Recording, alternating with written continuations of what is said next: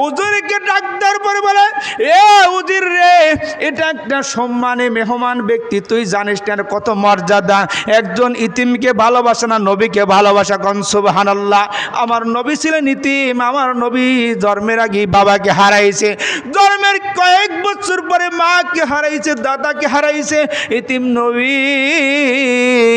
যে ইতিমকে ভালোবাসবে রে, সে স্বয়ং আমার নবীকে সে ভালোবাসলো। কোন সুবহানাল্লাহ। এবার সুলতান মাহমুদ গজনবী আব্দুর রহমানকে বিদায় দেওয়ার সময় চোখের পানি ছেড়ে দিয়ে কান্দে। এবার ওই আব্দুর রহমান বলে, বাদশা গো, আপনি কেন চোখের পানি ছেড়ে দিয়ে কান্দেন? আমি জানতে চাই। বাদশা সুলতান মাহমুদ গজনবী ডাক দিয়ে বলে, বেটা রে, 12টা বছর হয়ে গেল, আমার জীবনে দুটি শখ আছে রে বেটা। 12 বছর ধরে সাধনা করি, আমার দুটি শখ এখনো পর্যন্ত পূরণ হয় নাই বেটা।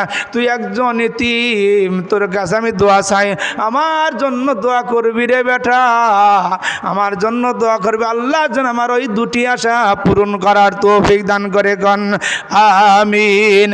আল্লাহর কাছে দোয়া করবি বেটা, তুই ভালো করে দোয়া করবি, তোর দোয়াটা কিন্তু কবুল হবে বেটা।